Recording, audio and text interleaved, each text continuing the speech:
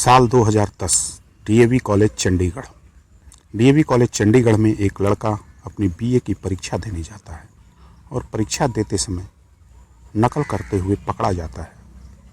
पकड़ने वाला एग्जामिनर उस बालक को लेकर प्रिंसिपल के यहाँ जाने की तैयारी करता ही है कि वह बालक अपनी आंसर शीट लेकर खिड़की से कूद जाता है। दोस्तों, क्राइम वर्स चैनल में आप सभी का स्वागत है। दोस्तों, आज की इस कहानी में हम मिल्की से लॉरेंस बिश्नोई माफिया बनने तक का सफ़र तय करेंगे।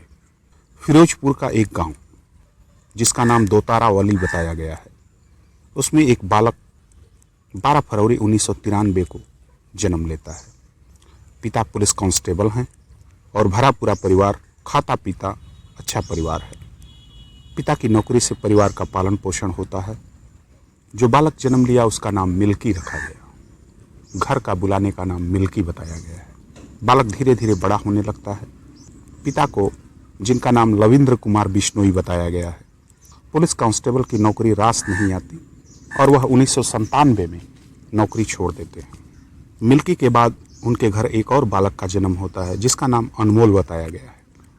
मिल्की बड़ा होता है और उसका एडमिशन फिरोजपुर में ही एक कस्बा है अबोहर में करा दिया जाता है और उसका स्कूल का नाम उसकी माता ने लॉरेंस बिश्नोई रखा। लॉरेंस बिश्नोई 12वीं तक अबोहर में ही पढ़ा। 12वीं पढ़ाई पूरी करने के बाद वह 2010 में डीएवी कॉलेज चंडीगढ़ जाता है और बीए में अपना एडमिशन कराता है। एडमिशन कराने के बाद 2010 में उसकी बीए की परीक्षा होती है। परीक्षा देते समय वह अनुचित साधन नकल का उपयोग करता है और नकल करते हुए पकड़ा जाता है। नकल करते हुए पकड़े जाने पर वह खिड़की से कूदकर भाग जाता है। साल 2011 में Punjab university campus students counselling में शामिल हो गया, जहां उसकी मुलाकात गोल्डी बराड़ से होती है, जो कथित रूप से गैंगस्टर था। लॉरेंस बिश्नोई की नज़दीकियां गोल्डी बराड़ से बढ़ने लगती हैं और कब दोस्ती में परिवर्तित हो जाती हैं पता ही नहीं चलता है। अब लॉरेंस बिश्नोई और गोल्डी बराड़ दोनों अच्छे मित्र हैं। गोल्डी बराड़ का बैकग्राउंड भी ठीक नहीं है। उसके ऊपर कई मुकदमे हैं, जो गैंगस्टर के रूप में जाना भी जाता था उस समय। लॉरेंस बिश्नोई ने अपने आपराधिक गतिविधियों की शुरुआत चंडीगढ़ से ही की। 2010 से 2012 के बीच लॉरेंस बिश्नोई के ऊपर कई मुकदमे दर्ज हुए। बताया जाता है कि लगभग 7 मुकदमे दर्ज हुए थे, जिसमें वह 4 में बरी होता है और 3 मुकदमे अभी भी लंबित हैं। इन मुकदमों में जब लॉरेंस बिश्नोई जेल गया था, जेल में रहते समय उसका नेटवर्क जेल में ही बढ़ा। कई तरह के लोगों और माफियाओं से उसका संबंध हुआ। जेल में उसका नेटवर्क बहुत बढ़ा। जब वह जेल से रिहा होने के बाद, बाहर आने के बाद उसने अपने गिरोह को बढ़ाना शुरू किया। साल 2013 में मुक्तसर में सरकारी कॉलेज के चुनाव में लॉरेंस बिश्नोई के लोग हिस्सा लेते हैं, मगर चुनाव हार जाते हैं। चुनाव हारने के बाद लॉरेंस बिश्नोई, जो उस चुनाव में विजेता हुआ है, ठान लेता है कि उसकी हत्या हमें करनी है और कुछ ही समय बाद विजेता उम्मीदवार की साल 2013 में हत्या कर दी जाती है।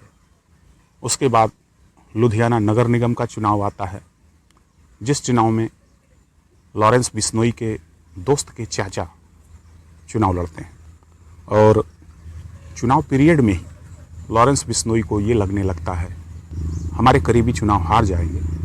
उस चुनाव में प्रतिद्वंदी उम्मीदवार की भी हत्या हो जाती है। हत्याओं का सिलसिला बढ़ने से पुलिस सक्रिय हो जाती है और लॉरेंस बिश्नोई को खोजने लगती है।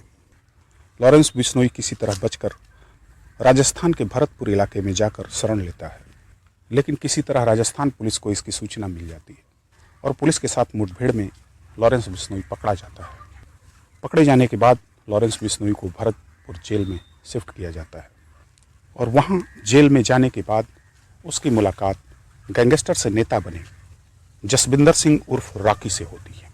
जसविंदर सिंह उर्फ रॉकी पहले गैंगस्टर थे, उसके बाद वह नेता बन गए। रॉकी से मुलाकात होने के बाद लॉरेंस बिश्नोई भरतपुर के इलाके में ही शराब का कारोबार शुरू किया और जसविंदर सिंह रॉकी से लॉरेंस बिश्नोई इतना प्रभावित हो चुका था कि वह उसे अपना गुरु मानने लगा था। जसविंदर सिंह रॉकी से मुलाकात होने के बाद लॉरेंस बिश्नोई का नेटवर्क बढ़ता चला जाता है, क्योंकि अब उसने शराब के कारोबार में भी हिस्सा लिया था। पैसे की भी कोई खासी कमी नहीं थी, पैसा आने लगता है। जसविंदर सिंह रॉकी जेल से छूटने के बाद अपने कारोबार में लिप्त हो जाता है, मगर साल 2016 में उसकी हत्या हो जाती है। उस हत्या में एक गैंगस्टर जयपाल भुल्लर का नाम आता है। इधर बिश्नोई जेल में रहते हुए जेल के स्टाफ से मिलकर गैंग का संचालन करता रहा। चूँकि धीरे धीरे बिश्नोई की गैंग बढ़ती गई थी और धीरे धीरे गैंग सक्रिय होता चला गया। इस गैंग का संचालन लॉरेंस बिश्नोई जेल से ही करता रहा।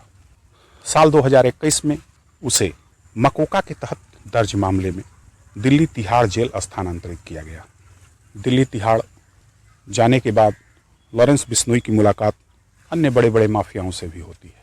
अगस्त 2023 में गुजरात एटीएस ने ड्रग तस्करी के मामले का हवाला देते हुए लॉरेंस बिश्नोई को साबरमती जेल स्थानांतरित कर देती है। एटीएस लॉरेंस बिश्नोई को साबरमती जेल गुजरात ले जाती है। एनआईए की रिपोर्ट यानी नेशनल इन्वेस्टिगेशन एजेंसी की रिपोर्ट के अनुसार बिश्नोई के गिरोह में देश और देश के बाहर आज की तारीख तक 700 से ज़्यादा सदस्यों के शामिल होने का अनुमान लगाया गया है।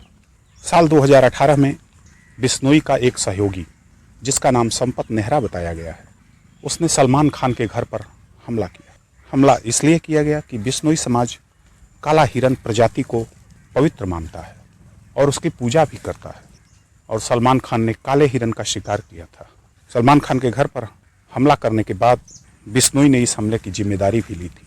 ये धमकी भी दिलवाई गई थी कि अगर सलमान खान पेशी के दौरान जोधपुर आता है तो उसे मार दिया जाएगा। उसी बीच पंजाब के एक गायक, जिनका नाम सिद्धू मूसावाला, पंजाब के मानसा जिले में 29 मई 2022 को इस गायक की हत्या हो जाती है। हत्या की जिम्मेदारी गोल्डी बरार ने ली। गोल्डी बरार के बारे में पहले ही बताया गया है कि वह लॉरेंस बिश्नोई का पढ़ाई के दिनों का ही मित्र था। दोनों चूंकि साथ में ही जेल में बंद थे। उसी समय लॉरेंस बिश्नोई और गोल्डी बरार दोनों मिलकर सिद्धू मूसावाला के हत्या की साजिश रचे थे। 21 सितंबर 2023 को एक खालिस्तानी अलगाववादी सुखदुल सिंह गिल की भी हत्या हो जाती है।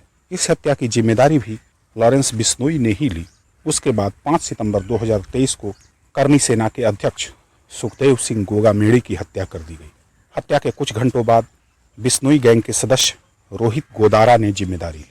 अब लॉरेंस बिश्नोई का नाम सुर्खियों में आने लगा था। 12 अक्टूबर 2024 महाराष्ट्र के पूर्व कैबिनेट मंत्री बाबा सिद्दीकी की हत्या होती है और हत्या होने के कुछ ही घंटों बाद इस हत्या की जिम्मेदारी बिश्नोई गैंग द्वारा ली जाती है। ट्वीट कर कारण ये बताया गया कि बाबा सिद्दीकी के सलमान खान से अच्छे संबंध थे और बाबा सिद्दीकी की हत्या इसके साथ ही इसी माह अक्टूबर 2024 में ही कनाडा पुलिस ने आरोप लगाया कि कनाडा में भारत खालिस्तानी समर्थकों को बिश्नोई की मदद से मरवा रहा है। मिल्की से लॉरेंस बिश्नोई तक के सफर में लॉरेंस बिश्नोई ने जितनी हत्याओं को अंजाम दिया और जिस प्रकार से अपना नेटवर्क बढ़ाया, इतने कम दिनों में शायद ही किसी हिंदुस्तान के माफिया ने अपने आप को इस मुकाम तक ले पाया होगा। दोस्तों, हमारी ये आज की कहानी कैसी लगी? अगर अच्छी लगी तो हमारे चैनल को सब्सक्राइब व लाइक जरूर करें। धन्यवाद।